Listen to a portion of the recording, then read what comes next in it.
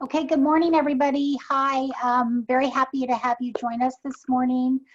Just as a reminder, this session will be recorded and any information that's provided via the PowerPoint will also be available to all of you. I'm very excited to have you have an opportunity to hear from Otoko, Garcia, and David Phenom. They have been advocates from the very beginning of our COVID experience and advocates to figure out ways to ensure that our students are getting what they need, including opportunities to be in person with the caring adults who are very excited to have the students with them. And so we're going to hear a bit about the journey and where they are now, but I think the opportunity for all of us to keep our eye on the ball, which is it's not if we're going to ensure that kids have access to in-classroom opportunities. It's how are we going to make it happen and what are the conditions necessary? And I want you to listen particularly to what is the mindset that's needed in the leaders as these decisions are made. So with that, I'm going to pass this over to Dr. Otoko Garcia. Otoko, thank you so much for being here and for sharing your wisdom.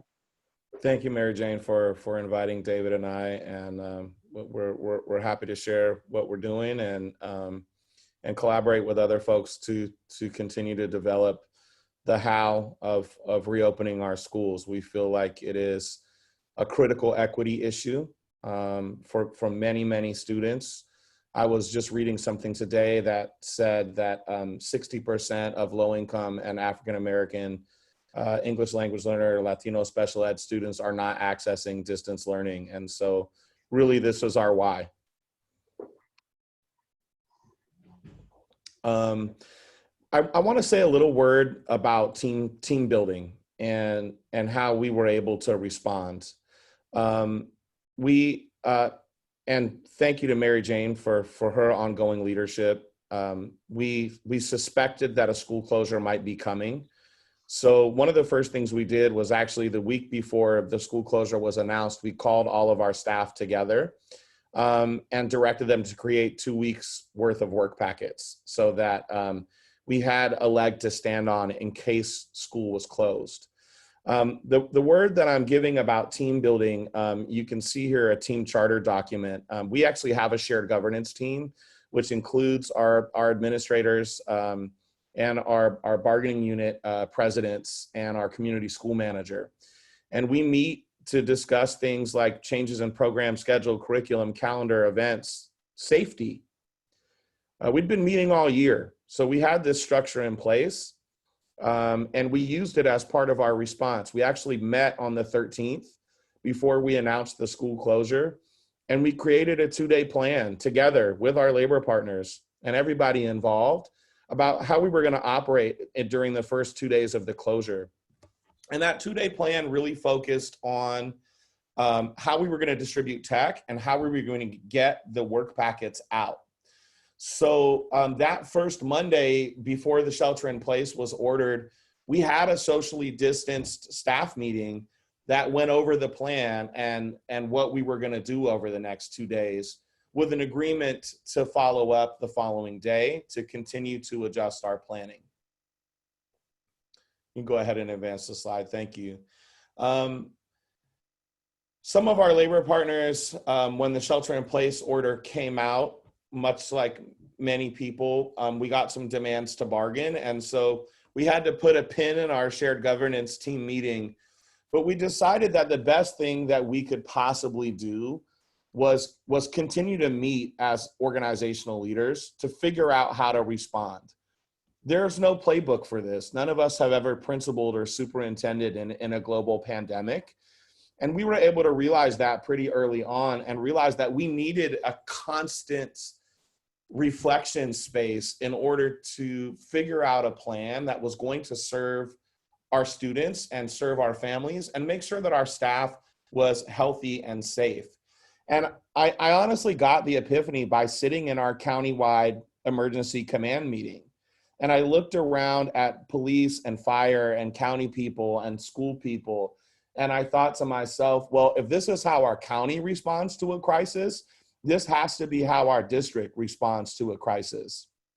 And so you can see a picture there of our daily emergency command meeting. There's a couple people that are part of it that are not in the shot. But basically, since the first day of this shelter in place, myself, Principal Phenom, our community school manager, Jamir Reynolds, our CBO, our M&O director, and our district administrative assistant, Steve Ayala, have been coming to work and meeting every day to figure out how to do what we need to do to respond to this crisis, and then figure out how to do it better.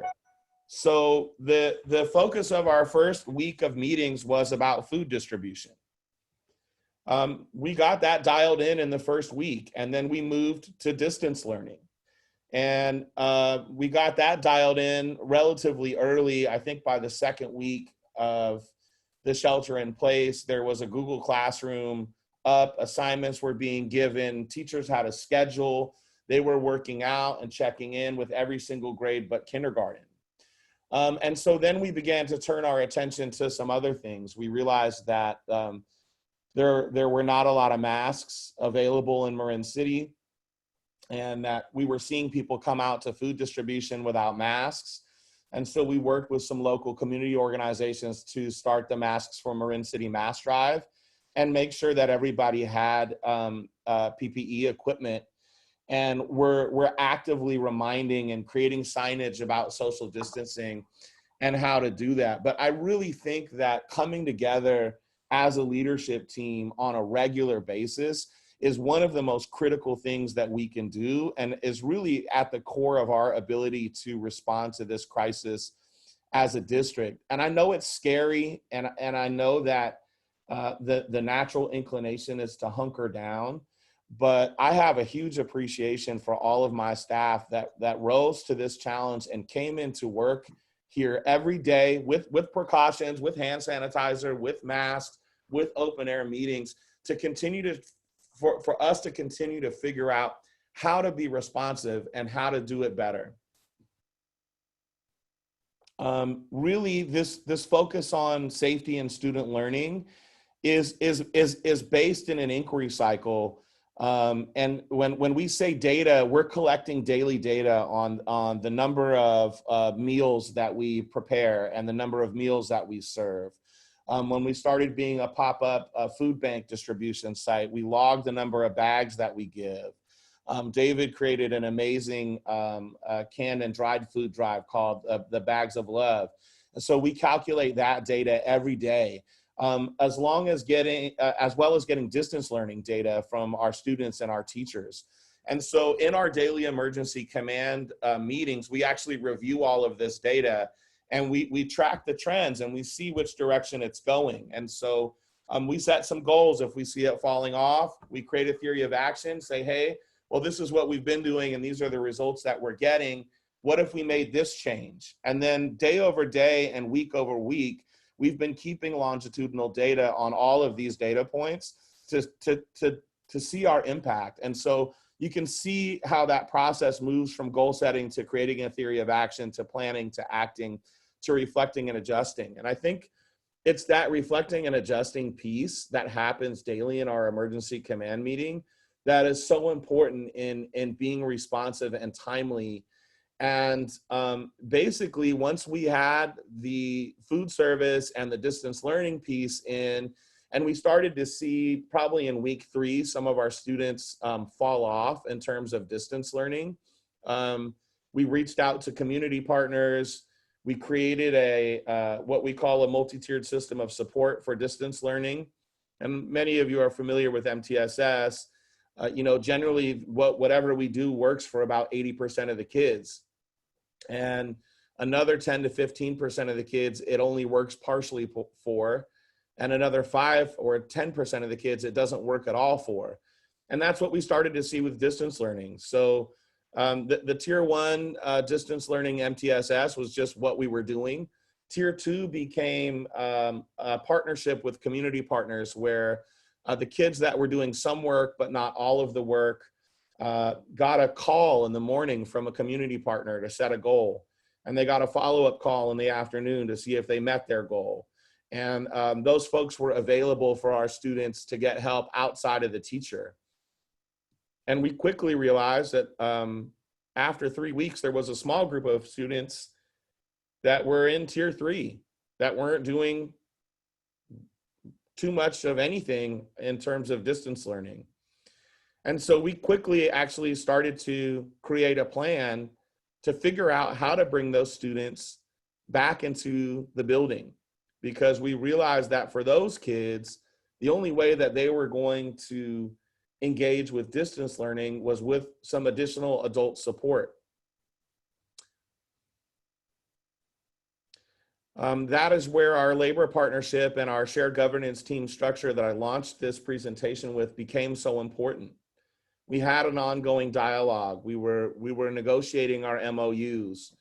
We were able to negotiate with CSEA that basically all of our job classes were essential workers. We had some amazing CSEA employees that came in and kept us functional, even during the negotiation. But this was a key negotiation. By identifying all job classes as essential workers, it gave us the right to call everybody that was not over the age of 65 or immunocompromised into work. And the provision with our teachers union about them being disaster service workers allowed us to mobilize them in the case that we couldn't cover our needs with CSEA. And I was really proud of the negotiations and the MOUs that included things like PD plans, as well as provisions for adult and student safety. We could not have got this done or reopened without our labor partners and without these MOUs. And our ongoing team building and communication really led to that. And so I want to encourage all of the folks that are listening to think about, and by the way, shared governance is not in our collective bargaining agreement, but it is something that I strongly believe in terms of collaborative decision making and getting people to the table and keeping people at the table, and then anticipating what the needs of our adults are going to be so that we can really deliver high quality service for our students. Lastly, we engaged our board. I was giving a daily coronavirus update for the first almost month of the shelter in place and the school closure. This was a topic at board meetings. I then shifted to a weekly update for trustees as things started to kind of gel and get in place. And we now have distance learning as a standing item at our board meetings. Because our board, we actually had a board meeting the week before the shelter in place order came out. And our board of trustees decided that the decision to close and open schools relies with the superintendent in consultation with the board, but that the board didn't need to take a vote on these things. And that was another reason that we were able to be so limber. But I think part of my board's flexibility and trusting our leadership to do that was because we were in constant communication with them. And anytime anything arises, as we began to bring kids back to support distance learning, and as you'll hear in David's update, when we decided to expand that, when more of our teachers volunteered to return, we were in constant communication with our board to make sure that any concern was addressed, any questions from the community were thought through, and that we had a plan for anything that might arise. And so that kind of constant communication, both internally with our emergency command team and with our board, and then externally with our community, became really key, I think, to our success. Social media, Facebook, Instagram, Twitter, Blackboard, email, text messages. We post all of these updates to the community in all these spaces so that people have access to information in the best way that they can in any platform, and then try to remain responsive to phone calls and emails and different things that we get. And I'm gonna turn it over mostly to David here.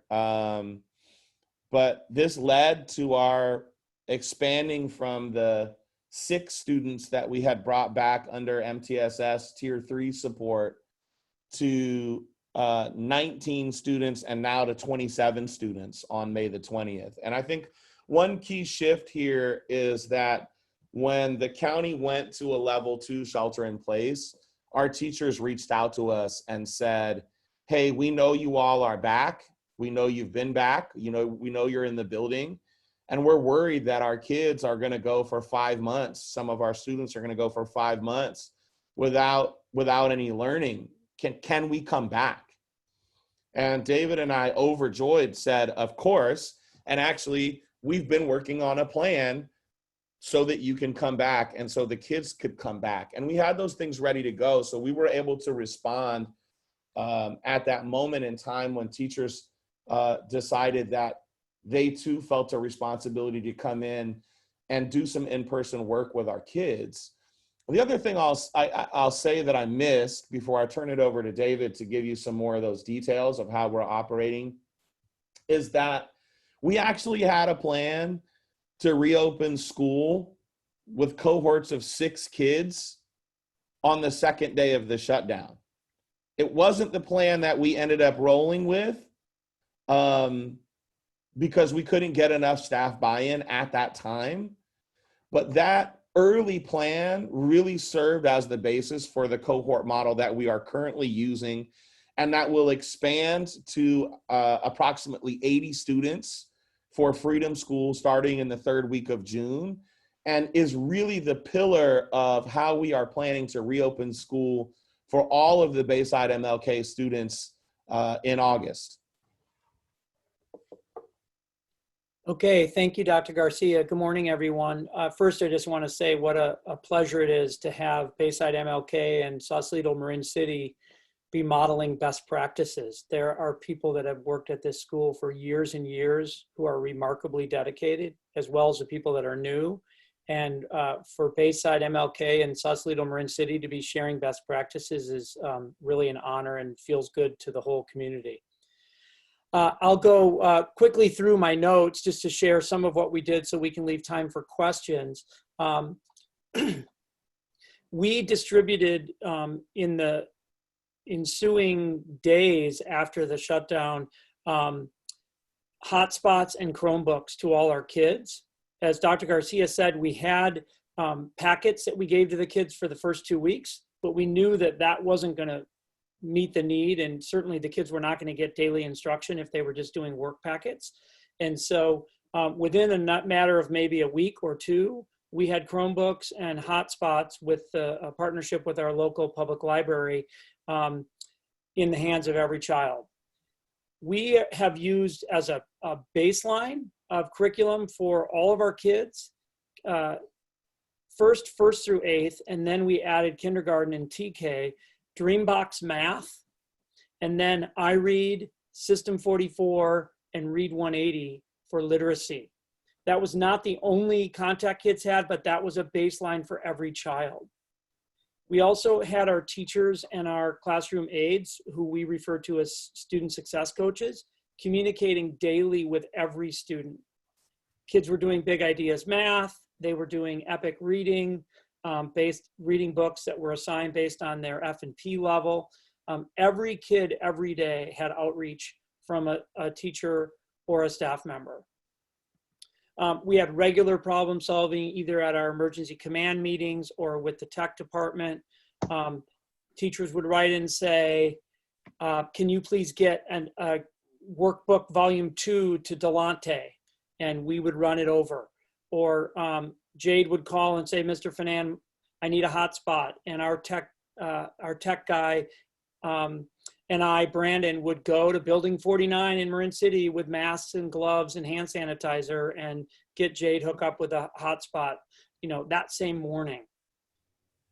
If we didn't have contact with a student for 2 days, then either I or our parent outreach worker, Phil Logan, and at times Jameer Reynolds, would go to the home and knock on the door and check in with the family and engage with them and see what we could do to get the student back online. I can't emphasize enough how relentless we were and we are in our outreach to our families. And I want to say that I know that many of you, all of you perhaps, have more students than we have. We have 115 kids. So it might be easy to say, you know, you've got 115 kids, I have 800 or I have 1,200. But I do feel like there's a place for schools to identify the kids with an equity lens and say, okay, but which kids at our school need us to be at their home once a week or calling them every morning and every afternoon, and identify who those kids are and then provide them with that level of service, which looks different from the services that kids might get who don't need that level of service. After several weeks of distance learning, as Dr. Garcia said, it was apparent that we had a number of kids that we needed to bring back to school and whose families, for whatever reason, didn't have the agency to support their child at home. Ultimately, we determined that about, as Dr. Garcia said, 35% of our kids, we wanted to come back to school. We invited 41 back, and ultimately 27 returned. After consultation with Dr. Garcia and in speaking with Mary Jane and the other superintendents, and then Matt Wils's team, I reached out to Trina Mares, and then she connected with me with Mike Grant, and I can't emphasize enough how amazing both of them have been in supporting us with this opening. And we went through what the MCOE classrooms that were going to be opening about the same time were doing, and the paperwork that they were using and the processes they put in place. This is an example of the protocols and procedures that were guided by public health. We coordinated with our M&O department regarding cleaning schedules, bathrooms, classrooms, offices.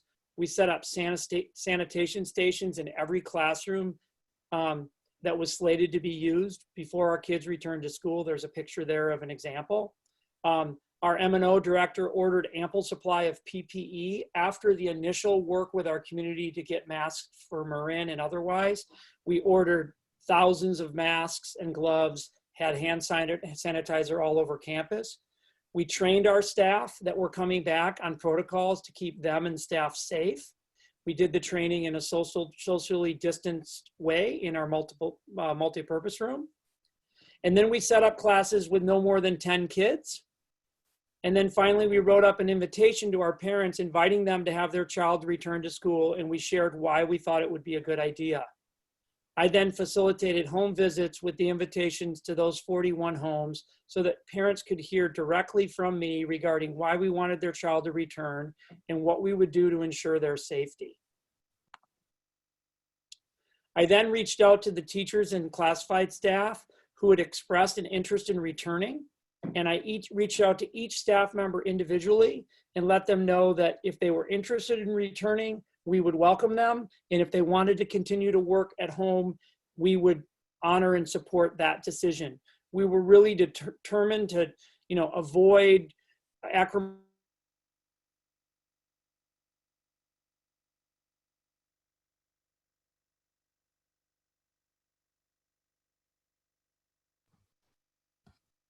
Looks like David may have frozen there. I think where he was going with that is that we were really determined to, avoid any acrimony or any uncomfortable situations. This is really about consensus building and collaboration, and not trying to force people into a situation where they're scared or where they're worried. Okay, all right, go ahead, David. But excuse me, hold on a minute, because now my notes are missing. Just 1 second. I don't know what happened there. And then I worked with the staff with regard to the curriculum that would be used in the classroom. Because we were taking volunteers and because we really wanted to do this with our staff and not, have to go to the MOU and point to what they had agreed to, I set it up so that the staff could provide an environment for the kids based on what they were comfortable with and what they felt like their kids needed. So not every classroom looks the same with regard to instruction and learning. Some teachers are doing direct instruction and facilitating small groups, and some staff have just provided a space where kids can come in a quiet way and do their work. So it looks a little bit different in each room. It's been really successful. So this is just an example of the permission slip that we got from our teachers or from our parents for their child to come back, and we collected those on the kids' first day back. I can't tell you how excited both the staff and the kids were to return to school. The energy on our campus has been so amazingly upbeat and really positive. Dr. Garcia points it out every day when he interacts with kids and staff. Look at middle school kids in May and June don't want to have to come to school when they think somebody's saying they don't have to. But once they got here, they were deeply engaged, both personally and academically. This is Mr. Julius, our administrative assistant. You can see our check-in station. Sometimes it's outside, sometimes it's inside. Gloves, mask, hand sanitizer, thermometer. He asks every kid every day, have you felt sick? Do you know anybody that has COVID? Do you have anybody in your home that is sick? Have you had an upset stomach or diarrhea in the last 24 hours? The middle school girls are looking at Mr. Julius like, you're really asking me that question. We had lines painted on the ground. They go down, as you can see in that picture, along that wall, and then around the corner, we have 15 total lines. Kids really took the process seriously. We have the same exact routine every single day. Mr. Julius doesn't ask 2 questions instead of 4 because he's in a hurry. He asks the same 4 questions every day. We have cohorts that are set up. We have 4 cohorts right now. We have 8 kids in 3 of the cohorts and 3 kids in 1, for a total of 27 kids that are back on campus. What have been the challenges? Very briefly, not everybody got to school on time. And because we have staggered schedules, that made it a little bit tricky because the TK through 2 kids should come first. And if they're a little late, then they're in line with the 3 through 5 kids. Not the end of the world, but it took a little bit of adjusting. As I said, we had plenty of lines on the ground to accommodate that. We also have been really, as I said, extremely disciplined and intentional all day long. We've tried really carefully to not mix the cohorts. I'm anxious to hear from Dr. Garcia and the county if at some point in August when our kids return, can the principal go in the classroom? Can a school counselor stop in the classroom to pick up a student? How, what's going to happen there? And I don't know that we know, but we're anxious to find out. And then finally, the last question that we've asked ourselves is just about substitutes. And when someone's out, which has not happened in this short-term piece from May 20 until this Thursday, but that's been a question we have for the fall. Just in closing, I'll just say that this is our 15th day of on-campus instruction with these kids, while also deeply engaging with all the kids that are still at home. We have 375 combined days of kids on campus connecting with our teachers and our peers. The amount of contact that I and our staff have had with texts and phone calls, this is just a funny example of an interaction that I had with an 8th grader. They're upstairs, they're starving, they want food, they're texting me in my office, and then we're getting them food. But we've tried to be immensely accessible to our kids and parents the whole way through. And there are 3 of our 13 8th grade graduates who had their pictures taken. 2 of those girls live together and the other one pretty much lives at the house. So that's why they were allowed to take that picture in that manner. And that's what I have. Thank you very much.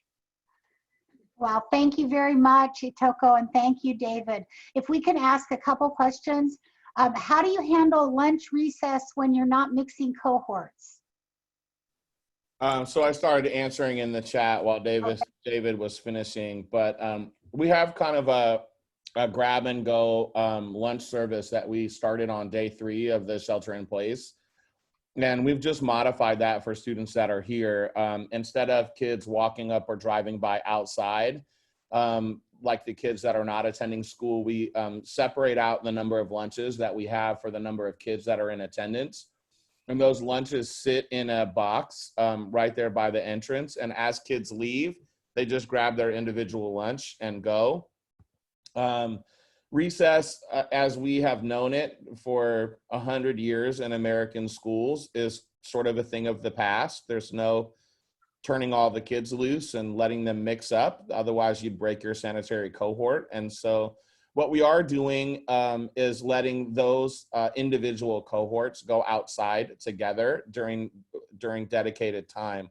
And as we bring more kids back to campus, we'll have a staggered recess schedule so that those cohorts, those sanitary cohorts, have their own time, but they never mix with another one.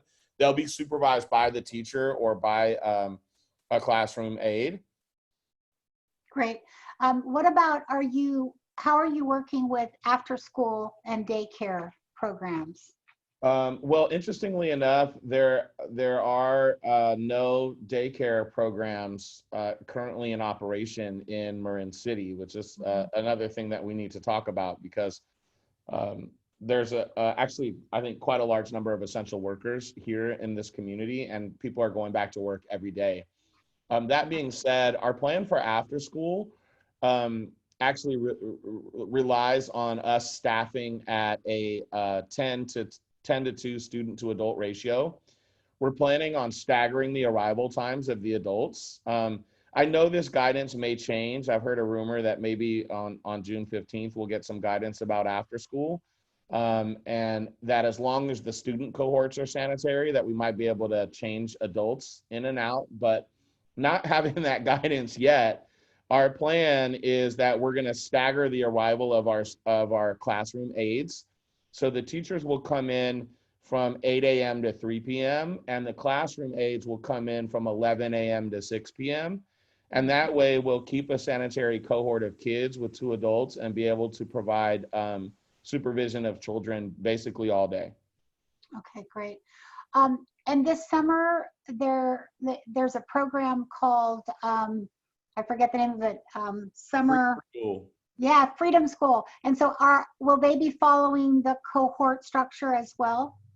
Absolutely. We're gonna rework our MOU, and they're basically going to follow all of the social distancing protocols and operational protocols laid out here in this presentation to the T as part of the MOU. And they have a really clear understanding of that, and they're also able to staff at a 10 to 2 student to adult ratio. So they're going to follow that model for all day supervision. And we're really excited to partner with the Hannah Project and run Freedom School. And we have invited most of our kids to come back and participate. So that's one strategy that we're going to pursue to try to mitigate some of the learning loss that's happened in our community. Mm-hmm. Okay, one final question. If teachers are in the classroom, who's doing the distance learning for that class? Great question. Our plan is that that teacher would be Zooming live with anybody who's deciding not to come in. And that's also how we're going to run single subjects and specials.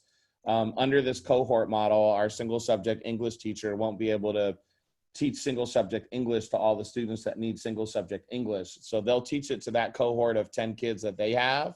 And then the next cohort of kids that needs that will get that on Zoom, but with the support of the teacher that's in the cohort with them. Right, great. And that's exactly how it's working in the other pilots across the county, is that students are attending live and the teachers are Zooming. And it's working well for particularly our medically fragile population. So David Phenom, Otoko, Garcia, thank you so much. This is very, very helpful. And for all of you that were able to join, you can get a good sense of what does it look like when leaders make a decision that they're going to make it happen for kids. They work closely with all of the stakeholders, but never lose sight of the focus, and that's what do kids need. So thank you very much. Goodbye to everybody. Look forward to seeing you on Thursday, and you're going to get to hear about a preschool. All right, talk later. Bye-bye. Thank you.